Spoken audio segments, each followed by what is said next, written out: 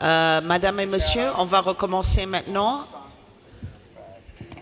avec un grand bienvenue à Arthur Jafa, qui sera interviewé par Hans Ulrich Obrist. Son œuvre, on peut le voir, on l'a vu déjà cet été, ici dans la Grande Halle, et on peut découvrir avec, l'autre œuvre qui est juste à l'entrée du bâtiment. La conférence sera en anglais, donc il faut prendre les écouteurs. The conference is in English. Thank you very much for coming. Take it away. Thank you very much, Maria, and it's my immense pleasure now to introduce Arthur Jafa in our actually seventh interview. Our dialogue started exactly at the beginning, kind of turn of millennium. We met around 2000, thanks to Okwi and Weser, whom I'd like to thank here, who said it's urgent I meet AJ. I was working at the time on an exhibition for Seoul Media City, and the idea was to kind of find an exhibition format which goes into the city so that actually people could encounter art even if they don't plan to encounter art. And we would use these large-scale electronic billboards which are all over Seoul, and it would be almost like a drive-in, drive-through show, and people could see it from the car or wherever. And AJ did this amazing piece of dogs. It was an amazing film which I think is lost. And then we somehow lost contact. And of course, in the meanwhile, Arthur Jafa made amazing work with cinematography and the director of photography of numerous groundbreaking films, and then reappeared in the world of art in an exhibition I went to see, which was curated by Hamza Walker and Aram Moshayedi. Actually, the exhibition is called the Hammer Triennial. It just happens now again, but yours was the one 3 years ago. And in this Hammer Triennial, AJ showed this piece with all the books. We're going to talk about that later.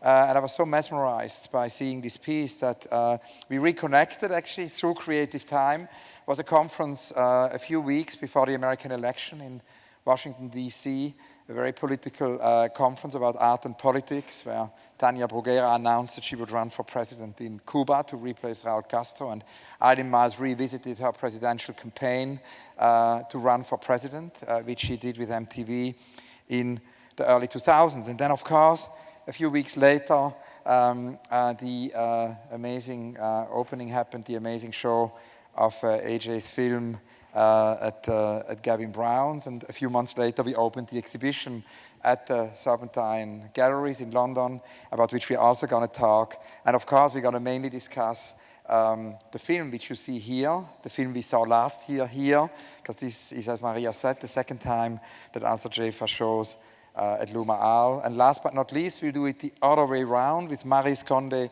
we started with the theme hospitality and then dived into the oeuvre.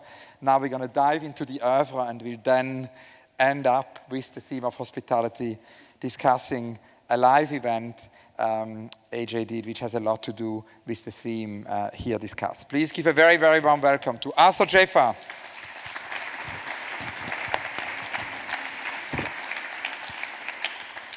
And AJ, I wanted to begin with the beginning and ask you how it all started, how you became an artist and a filmmaker, a cinematographer, a photo book maker. How did it all begin? I'm not quite sure. You need a mic? Oh, sorry. I was saying I'm not quite sure how it all began. I mean, I think like most people who are designated artists, I was always making things, from, I think my earliest conscious artistic ambitions were probably just to be an architect. And that's what I always wanted to be, an architect from when I had, I don't know, I'm sure there's some equivalent here in France of Lincoln logs, which were these like little wooden things that you could put together, they snap together, and then Lego blocks. I just always wanted to be an architect, and but was always interested, like pretty much anybody my age, roughly my age, interested in movies and things like that. But it had never really occurred to me that you could actually make a movie, or that people actually made movies. I think I always thought that movies were like, I've said this before, like they were like cars. They were manufactured, they were produced, but you don't really think of a person starting off with a blank sheet of paper and making some marks, and that eventually evolving into an automobile. So I don't know, like I was always, me and my other three brothers, we were like always super, I guess, creative in a sense. We were obsessed with comic books, like we were comic book geeks, science fiction, horror, comic books, that whole thing. It's funny, yesterday I saw George Lewis in LA, and he was remarking that he remembers the first time that we met, which was kind of incredible for me. George Lewis, incredible Black American composer, jazz musician, and a real hero of mine. It's like I remember being in in elementary school, maybe in high school, and seeing pictures of George, who was a member of the AACM, the Association for Advancement of Color Musicians, in Chicago, which the Art Ensemble of Chicago and all these incredible jazz musicians came out of. He was a young member of the AACM, but then the next thing I knew, I saw photos of George in Amsterdam and at URCAM in Paris, doing work with computers. And that was the first time I'd actually ever seen or knew of a model of a Black artist who, in a sense, was engaged with technology in a certain kind of way, and was in Europe, like kind of on his own. I remember being like incredibly excited about that, because prior to that, it seemed to me like in many instances, if a Black artist would be engaged with computers or be in a context where you wouldn't typically think of a Black artist in that context, inevitably if you met them, they were like attempting to be disassociated from Black art or Black aesthetics. I mean, a lot of it was driven like that. And so George was a really incredible model for me, because he was a person who was out in the world, who was like engaged in everything that was there to be engaged, but it didn't have anything to do with any sort of disassociative impulse from Black aesthetics or, in fact, Black people, So, but he was saying when he met me, which I guess I was 16 years old when he met me, he said he remembered thinking like a full-blown Afro geek. He said he didn't think he'd ever met an Afro geek before, so it's very funny. But I just, like a lot of people, I think comic books, the first artists that I knew of were comic book artists. I mean, Jack Kirby, the king, as they say, who's invented almost all of the characters in the Marvel Comics universe, invented Black Panther, invented Thor, Captain America, all these things. This is a guy who, to me, he created the whole mythological basis of everything that's happened right now. And it's not really been properly, attributed to this. He's just an incredible genius, right? In the early 70s, he left Marvel Comics, which he had essentially imagined. He had imagined all those characters, the Hulk, all these characters, had entered into a very contentious period in his relationship with Marvel, and he jumped ship and left them and went to the competitors of Marvel, DC. This would be like Superman, Batman, that kind of stuff. And when he went to DC, he created this comic book series called New Gods, which even to this day is the most mind-boggling thing I think I'd ever seen. It had such a profound impact on my thinking about what, how I wouldn't have turned it like this at the time, but how pop culture could be as complex as anything, So, so I always wanted to be an architect, was obsessed with movies, sci-fi, horror, comic books and things like that. Got to Howard University when I went off to school when I was 17 to college. And, I think for the first time started to have some sort of objective sense of what was possible. I like to say sometimes I spent the first 17 years of my life trying to escape Mississippi. I didn't have sex until after I left Mississippi. I was afraid to get someone pregnant. I didn't want to get stuck there. And oftentimes I've looked back at my life and thought it was a little like that Bruce Willis movie, The Sixth Sense, where at the end of the film he realized he's been dead and he's been like sleepwalking through this imagined life. I oftentimes think I'm still in Mississippi. I just fell in some factory and bumped my head and imagined everything that's happened since then. So I was like super driven to get out of the Delta And pretty much as soon as I got out of the Delta, I think I've spent the rest of my life trying to figure out how to get back there in a way. Because I learned about things that I was immersed in, blues and all this kind of stuff, You've heard me say this before, the Delta in Mississippi, sometimes I say it's like the Black American Jurassic Park, It's just a really kind of incredibly powerful, but also strange and spooky place to grow up. So when I got to D.C., to Howard University, to study architecture, which is what I studied in school. I never practiced architecture, but studied it. I very quickly, I think, became aware of all these other sort of creative, sort of possibilities. Washington, D.C. at the time had probably the most developed repertoire film chain, that maybe even better than New York's, meaning, because this is prior to videotapes and all this kind of stuff, so it's very difficult to see films, films that you might be interested in. But in D.C., they had this circle theater chain. There were like 5 or 6 theaters that would print up schedules 3 months at a time, and they would show films like for 2 days, a double feature, Taxi Driver and The Manchurian Candidate, or Satyricon and a Pasolini film, like for 2 days. And so automatically, I got to D.C. and I was confronted with, I could just post on the wall, the calendar for 3 months, and I would just put a check mark next to almost them. So all these things I'd read about, I could actually see them. So I think the first year I was in D.C., I probably saw 1,000 movies, very easily. And it was mind-boggling because these are things I had read about but I hadn't seen, and one of the things I was constantly being confronted with was the discrepancy, the divergence between what I had imagined and what I actually saw. So I remember sitting in Godard's film Weekend. They have that sequence in the beginning when the camera's just pushing in on the new figure and then it just pulls out again.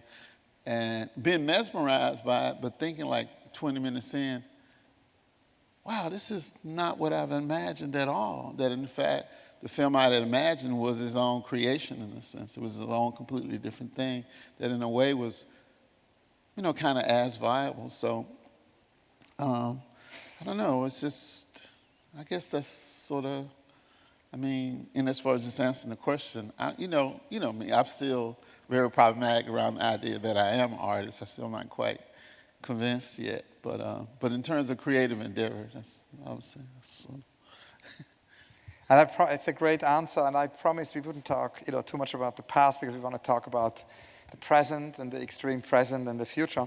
But maybe one more question about the past is that I was also very fascinated when I asked you about how you came to the epiphany of the black visual intonation and it's always interesting, I think, to know how inventions happen. I interviewed Benoit Mandelbrot, how he invented fractals, and the Swiss, scientist Hoffmann, how he discovered LSD. And so I asked you how you kind of discovered BVI as your methodology in a way. So I wanted to ask you here to maybe give us a short explanation on what is BVI, but also tell us how you got there, because I'm very fascinated that you got there in a way through Kubrick and through sci-fi. You also sent me to Philadelphia the other day to meet Samuel Delaney, which was an amazing adventure and an amazing experience. So it's clearly a sci-fi connection. Yeah, so that would be the only other question about the past, and then we move on. I think that's the first time I've ever heard anybody compare black visual intonation to LSD, but I like that a lot, I think.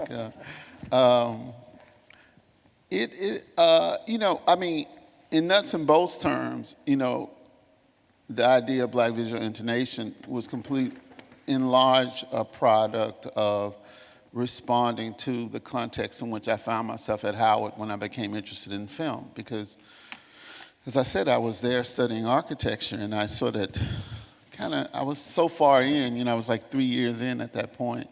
And I remember telling my dad the summer between my 3rd and my 4th year at Howard, it's like, hey, Dad, I don't think I want to be an architect. And he was a little stunned because since I was a baby, said I wanted to be an architect, I wanted to build houses and stuff like this. I think I said something to him I think I'd rather be a failed filmmaker than a failed architect. And he just was very quiet, and he said something like, well, you know, son, we're going to support you, whatever you want to do, but I don't know if I can help you with that. I don't know how to help you. You know, he had this idea that he could help me be an architect, which is actually funny, thinking back about it. But in any event, I was at Howard, and I was thinking about transferring. At that time, there was a lot of attention around colleges producing filmmakers. So at the first, you know, people became aware of the fact that Martin Scorsese was a product of NYU's film school. I mean, there was essentially 3 film schools that anybody was taking seriously. That was USC, UCLA, and NYU. So I was going to transfer to NYU. It was the plan, and my mom just said, well, it doesn't make sense to be at Howard finishing up, you know, architectural degree or not. You should see whether you can take some courses there or something. And I just stumbled down into the film department, and I think the first person I met was Haile Gerima, who, of course, radically transformed my life and my arc and everything, and is still, you know, my mentor, my professor, that kind of stuff. And it was the first time I was confronted with this idea of, like, black cinema, which is, you know, it just had never occurred to me in a sense. Not in that way. Now, when I was in architecture, when I was studying architecture, I remember talking to a professor and saying to him, and this is how I would have kind of voiced it at the time, I was just saying to him, if Kinda Blue was a house, what would it look like? Meaning Miles Davis's record. Or if Electric Ladyland was a house, what it would look like. It was really about just positing this idea that if we assumed certain kinds of relationships between, let's say, in a particular medium like music, you know, where you have Beethoven, Bach, these kinds of things, there's obviously a continuity of those ideas around how you organize sound. But then over here, you had a whole completely different body of continuity, meaning jazz or black music and stuff. So if those two things could coexist, these two alternate universes could coexist in the world, then if we saw cinema as it is, as a given, then that would seem to suggest that there is a possibility, not better, just different, a different body of continuity, ideas, thoughts about how you might organize images. And I always use, you know, the music thing was always a great analogy for this because music, as I've said, you know, numerous times, is like the one space in which black Americans in particular are fully actualized. I mean, there's no one black music, even though in fact, you know, you could hear something and you could say immediately that, like, that's black music, even though in fact it's not one thing, it's a broad spectrum of instantiations of some core maybe ideas or core, I don't know if it's like so much ideas or core vibes or feelings or ways to approach how you feel almost haptically in relationship to sound. So that kind of leap. So I got to Howard though, I got down to the film department at Howard, and these were people who were actively engaged with the whole process of creating a black cinema.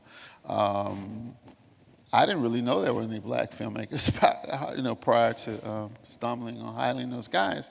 And looking back on it, of course, I didn't know this at the time, but looking back on it, I stumbled onto like ground zero in terms of what was happening with black cinema, because Haile was one of the you know, key components, essential, I don't want to say founders so much, but one of the central members of what's been called the UCLA Rebellion, which was just the first time you actually had a collective group of black filmmakers a group of black filmmakers who would collectively, in a very conscious way, engage with the proposition of what would a black cinema look like. So that would be like Haile Gerima, Charles Burnett, and Larry Clark were the 3. And then you had a second wave of people, Julie Dashman and Caldwell, Alile Sharon Lark, and quite a few incredible filmmakers who were operating under the sort of structural auspices of UCLA, but were very much doing their own thing, you know? Had their own study groups, were reading, they were working on each other's films and stuff, and Haile had graduated. It's so weird looking back on it at the time, because he just seemed like this old guy at the time, you know, but he had graduated from UCLA maybe 3 years or 2 years prior to that, so he had actually come into Howard and taken over the film department. And so this is what I stumbled into. It's like, you know, picking up a horn and stumbling into like Miles Davis and Charlie Parker messing around, you know, it really was like, I look back on it, it's like a really incredible place to sort of done. So I very quickly became immersed in it, obsessed with it. And the central question of what is a black cinema, the sort of initial answer was always something like, it's not Hollywood. You know, it was like, it's not Hollywood.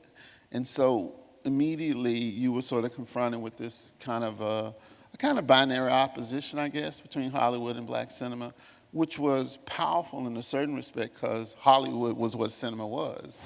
So to say it's not Hollywood opened up many, many possibilities, but at the same time, it closed down a lot of possibilities because, say, for example, if Hollywood was in color, then what does that mean? Black cinema was in black and white, and that might seem like absurd now, but like many of the things, if you look back at the sorts of, I mean, for me, this would be more like reading about them, but if you read back around the kinds of things that people were arguing about in the 60s and stuff, they seem absurd now, but in the context, not so absurd, you know? So if Hollywood was narrative film, then does that mean black cinema was non-narrative? You know, these are the kind of questions that people were like sort of preoccupied with. And so that was interesting for a second, but I think pretty quickly, within the first year, I think, I sort of, and taken as a model, the incredible work of black literary critics like Stephen Henderson and Larry Neal and people like that in books like The Black Aesthetic and Black Fire, who were basically saying things like, okay, it's very cool that we were preoccupied with this notion of black art in the 60s, black theater, black literature, what it was going to look like, but at a certain point, you know, if somebody says, like there was this New York Times critic who said something about a writer had compared this poet Yusuf Rahman to Charlie Parker. And the white literary critic came back and said, how can you compare somebody with the abstract precision of Charlie Parker to this writer's bombast all over the page? It's like, in other words, it doesn't hold water. You can't compare the two. And the only response they had was, shut up, Whitey. You know, and Stephen Henderson said that's not a legitimate response. Like, we have to really be able to, you know, actively know what we're talking about and engage these things. So I'm reading that stuff, and I'm also saying, okay, this is very similar to what's happening, I think, in our discussions around cinema. So I was like, okay, this whole response to what makes this black cinema is not Hollywood. That's not sufficient. You know, we have to actually disengage from this kind of binary opposition and start to think about other ways to maybe frame or tether or create a sort of conceptual framework around what black cinema could be. And one of the things that I thought that was important was that there was a formal or almost technical dimension to it, because a lot of what makes jazz is not just vibes and feelings and all this other stuff. There's a lot of really technical stuff that's going on. Like, say, for example, just off the top of my head, because it's related, is this whole idea of just intonation. You know, I remember reading this incredible, it was liner notes for a Bill Dixon album.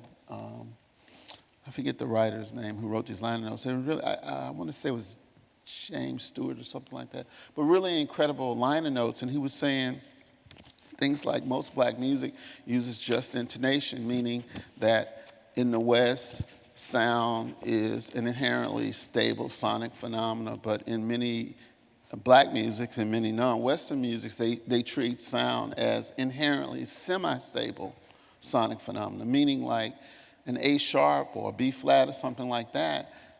In black music, if you notate that, that's just an approximation. You know, it's a placeholder. And so you would be confronted with these examples of things like the whole cult around Charlie Parker, where people would go out and just record his solos. And then they would notate his solos carefully and play those solos back, and the solos didn't work. And it was this ongoing, people were fascinated by this. How come Bird could do this incredible solo? They notate it, play it back, it wouldn't be the solo. It wouldn't work. And what essentially was happening was that the notational system itself wasn't sufficient to account for all the things that mattered in the actual thing itself. So when Charlie Parker took a solo or Miles Davis took a solo, there were all these things like that go back to this idea of just intonation, right, that were going at play. It's like the analogy I use There's more to it than the scar. It's like a scar of the scar. A scar of a scar? scar? S-C-O-R-E.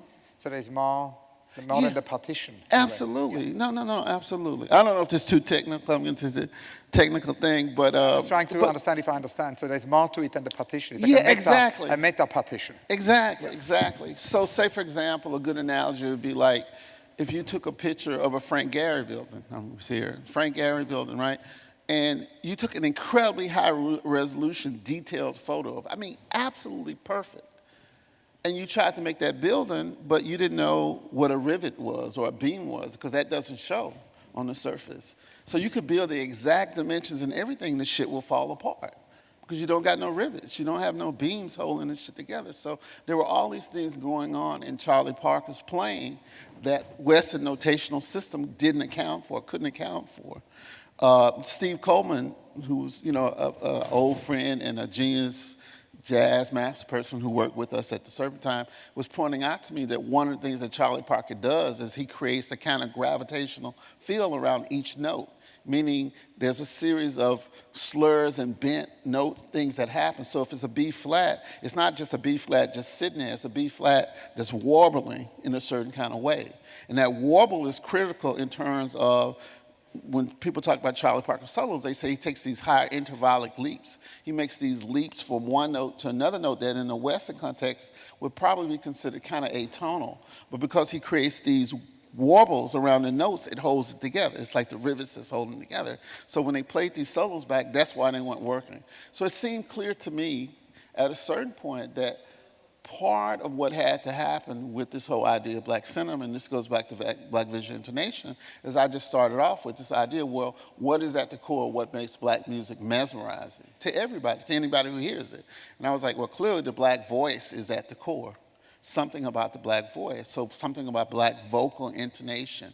And this black vocal intonation I came to understand as a complex system of modulating and calibrating these warbles, or these warping around notes, right? So I was like, okay, it seemed like a very quick step to the question of how motion in cinema could be black, how it might be black in a way. And the first thing that I always do is go back to the beginning of anything, because when you go back to the beginning of things, you see things in a nascent state, and you see them in a state where the protocols aren't in place, so all kinds of possibilities are still there. So I've always thought, like you see in the early cinema, like Charlie Chaplin, or even D.W. Griffith. These are two really great examples of it. Like, if you look at motion in their cinema, it does something that motion in cinema doesn't do anymore, because it was operating, as my friend Fred would say, at a point when motion was not regulated the way that it's regulated now. So very quickly, in terms of the arc of cinema, from the early days of hand-crank cameras, which use inherently, I would say, to use the analogy, unstable ideas around motion and metric, whatever. They didn't sort of move to a metric, what I call like exposure intervals, meaning when you take a series of pictures, the space in between each picture is the same amount of space. So if I shoot at 24 frames per second, and you lay those 24 pictures out, the space, the interval of each one is equal. Or if you shoot in slow motion, if you shoot at 120 frames per second, which we perceive when we play back in slow motion, but the space in between each is always still the same. Well, hand crank cameras didn't produce motion like that. They produce motion where the space in between the pictures is irregular. And a lot of why silent film is mesmerizing has to do with that irregular intervallic. And that's it. Last word about it, then I'm going to jump off of it. And that intervallic thing is something that I think, if you imagine a cinema in which black people were in position to play with the medium from the beginning, would have never been discarded. It wasn't something that was readily or easily discarded in cinema as we understand it, because people oftentimes think that hand crank cameras and then motorized cameras came in that was like, going from a motorcycle to a bicycle, people just couldn't, now don't have to pedal anymore. It wasn't like that at all. It took over 20 years for the motorized camera to displace the hand crank camera, because they had built up this incredible body of expressive possibility with hand crank cameras. The only way in which the motorized camera displaced the hand crank camera was when sound came in. The engineers interceded and said, in order to achieve perfect sync, the camera has to be metronomic so they can be perfectly in sync with sound. And that's when cinema, I think, went off the rails to a certain degree. So to me, when I started to think about black cinema, the first thing was, first of all, let's not be limited by the protocols as they've sort of calcified now. Let's go back to the beginning and think about, well, what's best for us? What makes best for us expressively? And what I found very early on was that there, in that space, pre-regulated motion space was a space that bore some very, very interesting similarities to how black sound, just intonation, these kinds of things function. And, so that's why I very quickly came up with like, okay, I'm going to set out to sort of try to map out the possibilities of motion modeled on black vocal intonation, and that's why I call it black, visual intonation. It's a very beautiful explanation, and I think it would be great to hear now about the piece here about Apex, because in a way, it seems there is a very direct connection to what you just explained. We can what you just told us, for those of you who haven't seen the film, you should all go back, you should all see the film Apex, because it really is an extraordinary example of that mesmerizing, quality. It began as a compendium of disparate images, which were edited and sequenced over 5 years. It's conceived, actually, interestingly enough, as a scenario for an unrealized feature film project. So in that sense, it already answers my question, which I always ask about the unrealized project. You once told me that it's a model for a film of a sci-fi epic, which would cost at least $100 million. So it's so far unrealized, but maybe not forever. So I wanted to ask you to tell us about Apex and, in the following of you describing your methodology. Well, it seems like to me, if I just take the last 5-6 years, it seems like the most interesting things I do are always the things where I just do them accidentally. I don't set out with some, this is a new space I'm going into now in terms of trying to construct a practice. It's like, what does it mean to then have an idea and then try to actually shoot for something that, you have a target. Mostly the best things I do, I don't have targets. I just, I almost stumbled into them. So Apex was just me thinking about this big scenario, this movie scenario, and just doing what people do, mood boards or whatever. You just put all the images that are related to whatever it is you're thinking about together. But I started envisioning Apex, the narrative, at the same time that the practice of making the books transitioned over to the computer. Because at one point I'm cutting out pictures. I'm spending an inordinate amount of crazy time cutting up pictures and putting them in these books. And right around the time I got my first decent laptop, and there was Adobe software, Bridge, which I didn't know what Bridge was, and it was just this software that had been developed to so that you could organize large numbers of images. Like now you just have a digital camera, whereas a person might go out and shoot a couple of 100 pictures in a day, and that would be a lot. You could easily go out and do 10,000 pictures in a day. So they had to come up with software so that people could actually just wade through the images. And just accidentally, I stumbled on Bridge and I started putting my files. The files that had just been there, they just popped up in Bridge. And all of a sudden, I saw these images laid out on a grid. And once I saw them laid out on the grid, I was like, wow, it was a different way of thinking about it rather than just having them sort of in this box together. So I just started organizing them, like putting them in order. And once I got them into rough order, I started photoshopping each image, calibrating the images in relationship to the image that preceded it and the image that came afterwards. And for a long time, it was just that. It was like a kind of in front of me on a grid, And then I realized in Bridge, you could actually hit a button and it would show you one image full screen at a time. And then you can hit another button, it would just go from one, as opposed to looking at it like on a grid, you could see it just go from one. So it was like a flash book all of a sudden. So I remember there was a period where with Apex, I would just sit there and talk about the story, and on my computer would just hit it by hand, like frame by frame by frame by frame by frame. And then at a certain point, one of my good close collaborators and partners, he put it on a timeline. He was like, "This is crazy. You just." At the point, there was like over 400 images. He was like, "This is crazy. You're sitting here hitting the button by hand." He just laid them out on the timeline. And called me and said, "Yo, you got to come to the studio," because they had a studio. And I was like, what? I had done a job that day. I was like, "Come to the studio." he just come, and I came, and he had put it on a timeline and put this music that I had given him a week before under it. And I remember just standing in front of it like, wow, this is a thing. This is something, and he just bursted out laughing. And from that point on, it was all of a sudden it started to be something pretty. Now, it still wasn't to me a movie in my head. I didn't think of it as a movie. I just thought of it as like, it was like an internal document for me and my collaborators around this movie that we were going to make. And a friend of mine invited me to come to her class. She was doing a class on artistic processes, and she had seen me do the hand version of it. She asked me to come to her class, and I showed it to people. And that was the first time I'd ever shown it to anybody outside just a handful of friends. And it was a super strong response to it from young people, which was kind of interesting to me. They got it. About a year later, Renee Green asked me to come up to MIT and show it as well in conjunction with some talks. And I showed it again. So all of a sudden, it became this kind of thing, I guess, in a sense. And so it was always both an expression and a manifesto to me. It was a manifesto around how I thought one could structure Black images.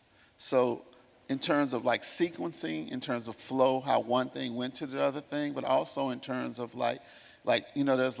there's this great book, Handbook on Poetry, and it has all the different realms in which poetry rates, like imagery, rhyme, metric, these kinds of things. So I was like, all those things could be applied. So you think about, do these images rhyme?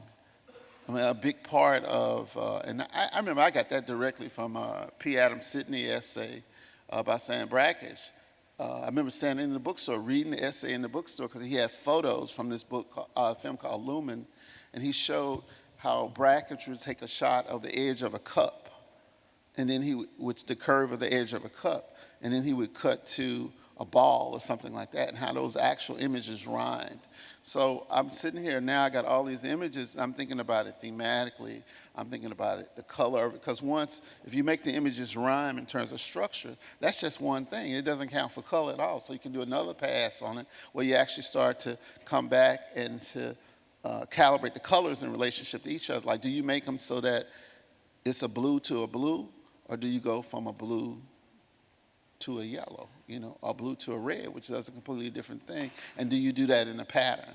So there's a lot of, I don't think I've ever done anything that's as complexly calibrated as Apex. Even Love is a Message is not as complexly calibrated as Apex. Because Apex, I've literally gone through every frame and thought about, okay, if I present a picture, and then I show another picture. Of course, there's a relationship between the two pictures, but there's always the ghost of the image that preceded the image that just got displaced and also anticipates the image that's coming. I imagine going back to the Love is a Message at one point and trying to calibrate the color like that, but it's like, no, I can't. That's an unrealized problem. Yeah, that's not unrealized. But it's great you mentioned Stan Brakhage. It's also great you mentioned the ghost, because, we talked about the guest and the host, and then yesterday in the panel with Dominique Gonzalez-Förster and Liam Gillick and Rike Tiravanaj, we also introduced the idea of the ghost, which is of course Serpentine Marathon, the guest, the ghost, the host. And when you mentioned Stan Brakhage, it came to my mind, I once met him actually with Jonas Mekas, because I went to see Jonas Mekas, and Mekas wasn't ready at Anthology, and there was this other guy waiting for him, and it happened to be Stan Brakhage. So I was kind of still a student. I started the project Do It, and so I explained to him that I have this project Do It, and with instructions, and that I really wanted to invite him to participate in this do-it-yourself art project. And it was unforgettable because he opened his bag and he had a roll of film in it, and he took out a knife and cut, a fragment of the film, maybe like 3 centimeters, and handed it over to me and said, "Do it." So it was great. So in any case, I wanted to bring it to the theme. But hold on, let me break in 1 second. I'm saying my favorite Stan Brakhage story. My favorite filmmaker is Andrei Tarkovsky. Always has been, almost from the beginning. And I've even had friends tease me, like a friend of mine, I don't get this, how Mr. Black, she called me Mr. Black, how Mr. Black's favorite filmmaker is a Russian filmmaker. And I was just like, well, I think his films are the best. I think they're the most soulful. The way they meet, soulfulness and formal complexity is, to me, the model.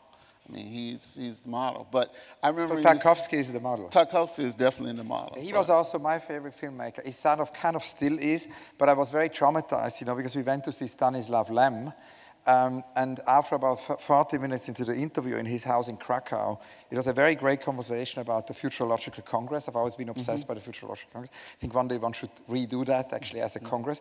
And then, unfortunately, I mentioned Tarkovsky. And he got completely red, and he said his mother told him one shouldn't talk badly about dead people. But he's going to talk badly anyhow, that he destroyed his books and he threw us out. So with Johanna Mikowska, we stood in the store in Krakow. So ever since I have a slight Tarkovsky trauma. But no, Tarkovsky, man, it's like a wake of people who I almost want to say destroyed, but like it's crazy. Like his incredible cinematographer, George Redberg, one of the greatest Russian cinematographers of all time, who shot Tarkovsky's greatest film, The Mirror. And they tried to work on Stalker together. And there's a documentary out about how, in a sense, how Tarkovsky sort of destroyed this guy's life, So these people, not necessarily nice people, but incredible filmmaker, right? This funny story I was going to tell you. I just read about it. I wish I had been there. I felt like I was there. Apparently, at some point, they had Stan Brakhage a Telluride at the film festival they have in Colorado, and the same time, Tarkovsky was there. He had been invited. Brakhage lived in Colorado. He lived in Boulder, outside of Boulder, so he would come to the film festival. So you had this incredible meeting between Stan Brakhage and Andrei Tarkovsky. And apparently they had been looking at Tarkovsky's films at the festival during the day, and Brakhage was really into his films and stuff. And so he invited Tarkovsky to look at some movies in the hotel room, and he set about to show his films to Tarkovsky. And they said, Tarkovsky was sitting there looking at him. He started getting like agitated, and he literally started screaming at the screen, like, you can't do this, you can't do cuts like this, you can't do this, to the point that he literally snatched Brakhage's film out of the projector, right? I just thought that was so amazing, because it just shows like how you can have a person who's like incredibly radical in their own practice, but have these very narrow ideas about what other people are supposed to do. It weirdly matches the Stanislav Lem story. Yeah, exactly. The two stories are connected. But I wanted to talk about hospitality. As we said, we inverted with Maris Gonde. We went through hospitality into the oeuvre, and with you I want to come now into hospitality. And in a way, it's fascinating, because after your absence from the art world, we did actually the kind of first museum show of you coming back into the art world when we invited you to show at the Serpentine. And when you started to think about the exhibition, you talked a lot about hosting, you talked about hospitality, about this idea to host, actually, as the artist who was invited to do a solo show, artists such as Frida Orupabo, who was only known before on basically Instagram, and you brought her work into the gallery space, the museum space, videos of Miscellaneous, who was not known at all, a very marginal figure, a marginal hero in a way, still marginal, you found on YouTube. And then, of course, the great Ming Smith, who is not unknown, but who you felt isn't visible enough. So I wanted to ask you to tell us a little bit about this concrete case of, hosting other people within your work, and just about hospitality, your understanding of hospitality. Well, there's this quote where MLK, Martin Luther King, says, and he's talking about black people, he says something to the effect of like,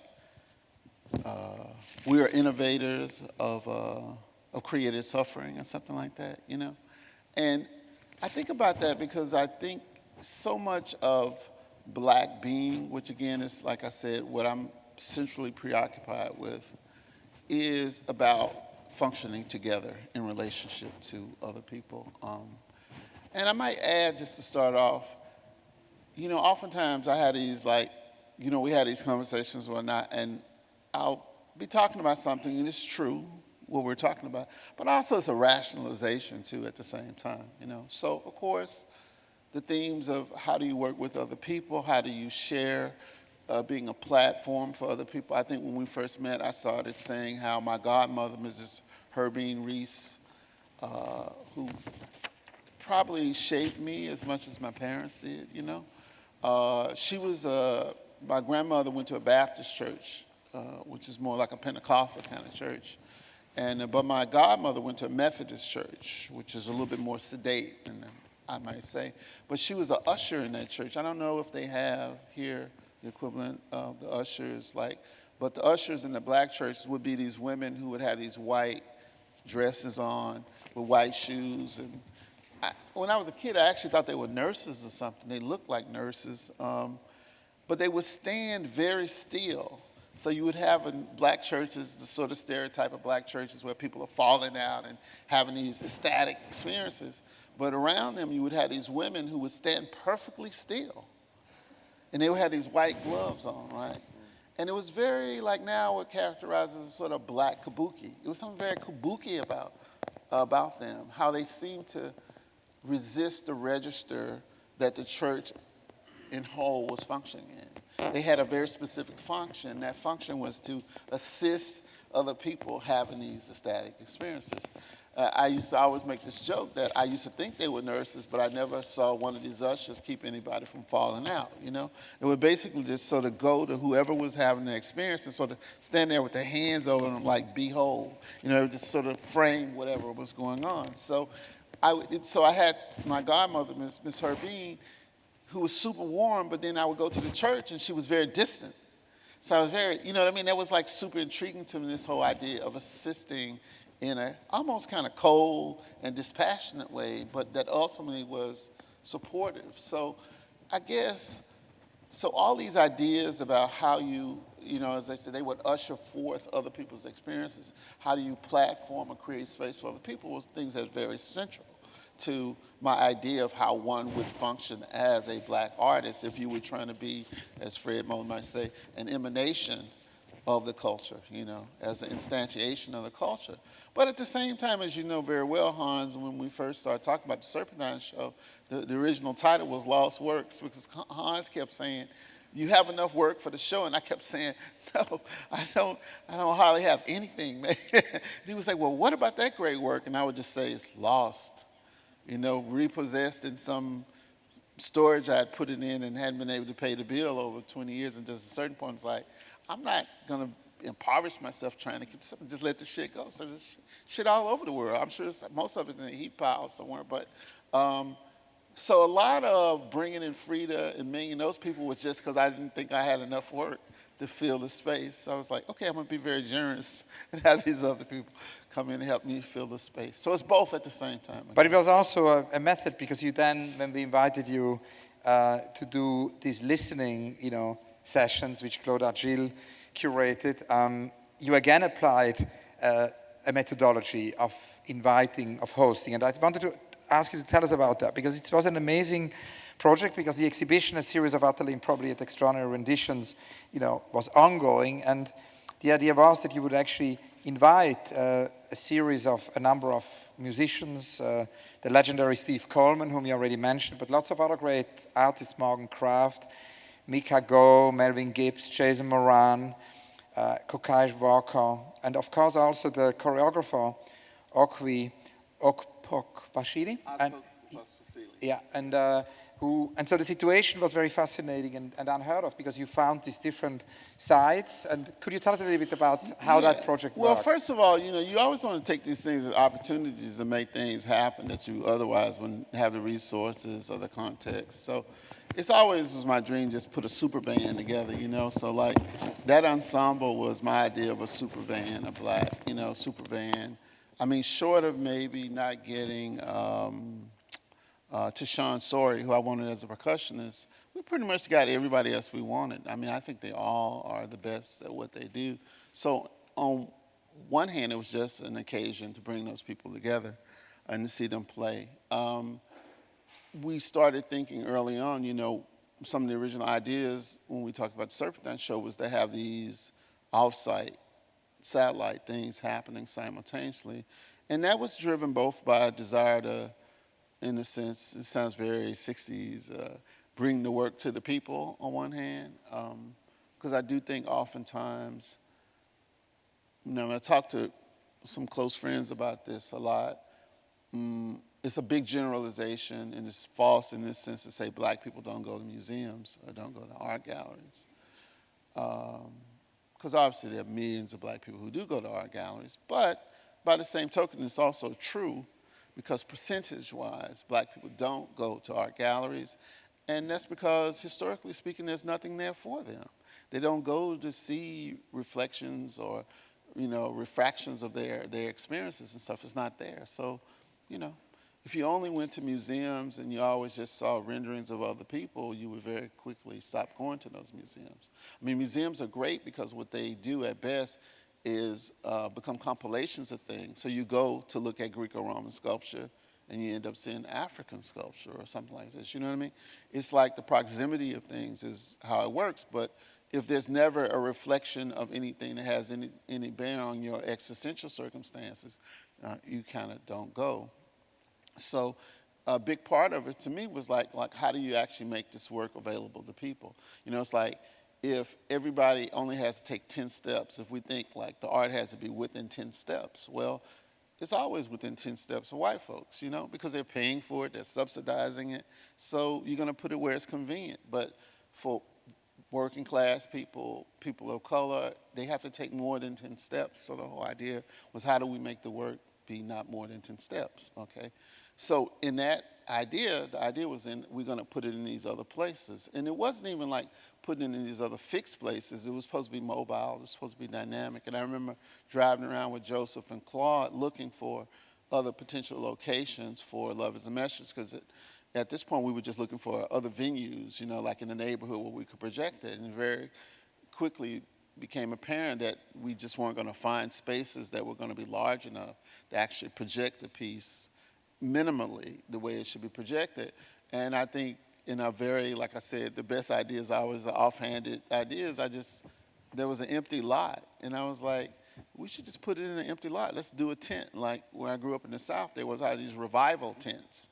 The church Pentecostals, they would travel in these tents. And I said, let's put Love is a Message in a tent. Just like almost as a joke. And then the more I thought about it, I was like, wow, that's not a bad idea. So we set out to try to figure out how to make that happen. And like everything, a lot of times, like you have these impulses to do things, and then, like I said, there's a kind of, on one hand, it's a rationalization, but on the other hand, it's just an attempt to weave the thing that you may have said offhandedly or may have been a sort of an outlier idea, to weave it into the larger fabric of what your preoccupations were. So, even down to the title, when I say a series of extraordinary renditions, of course, it's playing on the dual sense of rendition. One hand, a particular instantiation of a song, rendition, musical rendition, but also in the sense, the way they use it in the States, to say renditions meaning to torture people. It's a euphemism for torturing people. And I just kind of tried to take that in both senses of it. In the positive sense of it, as a space in which a person could operate outside of the normal bounds of what was appropriate. And in the negative, darkly humorous sense of it, to say, okay, if we see a place as a black site, like they often do in the COINTELPRO and all this, or NSA kind of stuff, they talk about black sites as being sites where people can operate with no constraint, meaning they can do things to other people that otherwise wouldn't be appropriate. So it's really was trying to function in the duality of that, to say, yes, this is a horrible idea, but at the same time, what's great about that idea? I mean, it kind of it pushes up into why is it something like a Desaad? What's emancipatory about Desaad? On one hand, it's horrible, a guy essentially torturing and abusing people. But it's like I said in the thing I wrote about miscellaneous, there's some complicated relationship between a person operating inappropriately but operating freely. So all this stuff is kind of in the mix of like, how can we then create spaces that both go to the people but also operate in a way that maybe the people might not be ready for, or you know what I mean? Like, how do we actually do forced exposures? How do we create confrontations? And so, like I said, the title was always meant to evoke Harry Potter, in a sense, the floridness of it. But just to say there's something almost in the Kenneth Anger, Aleister Crowley is kind of magic with the K, kind of, what we're trying to attempt to do. So the multiple sites was always about, especially when it came to the musical ensemble, the whole idea was to take this band and to dismember it, as opposed to people playing, when we think of jazz, it's about people listening in a very focused kind of way to one another, right? Because ostensibly you're operating without a score. So people actually have to listen. So what happens if, in fact, you set up a series of protocols or circumstances where people can't listen? They cannot listen to each other. So what we did was had a musical track, which everybody could hear, and everybody would be able to improvise against that track, but they couldn't hear what one another was doing. So we broke that ensemble up into a solo. That was Jason Moran on piano, a duo, a trio, and we put them in different locations around London and synchronized that guide track that everybody was listening to, and had for the audience at the Serpentine could hear all these things simultaneously, right? And the whole question was like, would it hold together? Would it hold together? So that was the big question of it. So, of course, what we discussed, and that's the last question, because I think we have to wrap it up. The last question is about, Glissant. Does it work? I'm not sure. Seems to be. Yeah, maybe. It's about Glissant and, the archipelago, because we discussed yesterday with Mantia Diawara, and it's, something we discussed, of course, all of us a lot with Maya about this idea of, what is an art center, what is an art institution in the 21st century, in relation to hospitality, not to be a homogenizing continent, but as Glissant said, to be an archipelago. And your exhibition at the Serpentine, which was actually co-produced by the LUMA Foundation, this exhibition was very much a example, I think, for an institution to learn. We learned a lot out of this experience as an institution how to become an archipelago, because in a way, we already are and try every day, but you pushed us. And these two examples you gave, the tent popping up in different parts of town. Sometimes we got permission, sometimes we failed to get permission, and then But the process was important. Yeah. I had some of my most indelible experiences engaging with people around permission.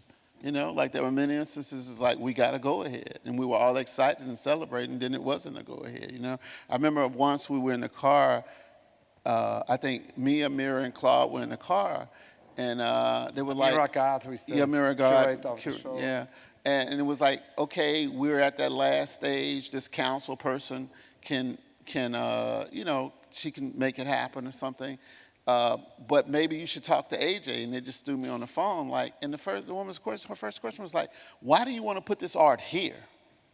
And it's funny, if you try to give people something, I'm thinking of anything I've done, love is a message is a thing that's kind of universally thought well of, or something to that effect.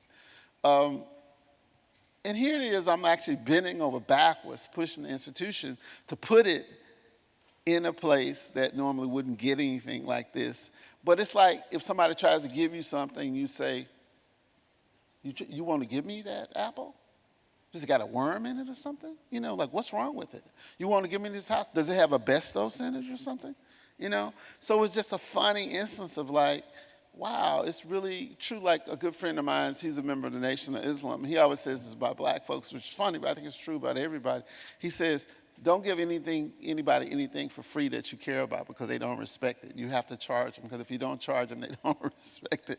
So it's a little like that. It's almost like we should have figured out strategically how to charge them or something, and maybe it would happen. But I'm just saying, those engagements to me are a big part of the entire experience of working at the Serpentine and where the show landed, like the disappointments. And at a certain point, I wouldn't even call them disappointments, because everything sort of evolves. It ended up where I think ultimately it needed to end up, which was on the roof at the vinyl factory. But it was very important to go around in those different places and just to see London in a certain kind of way that I hadn't seen London before, and to think about even going forward, what it means to, I'm really curious now. I know I learned that London, compared to the U.S., London is I don't know, how old is London? 1,000 years? It's a city. America is barely over 200 years old. So new versus old in the context of Europe and the continent is totally different from the States. So you can find empty lots all over the place, but you're not going to find an empty lot in London just because as a city it's been around for ages. And now, of course, the show is in Berlin. So for those of you who are going to be in Berlin over the course of the next 4 months until autumn, the exhibition toured to the Julia Stoschek collection, and there, of course, it will pop up again in different parts of the city. Arthur Jafa, thank you so, so much.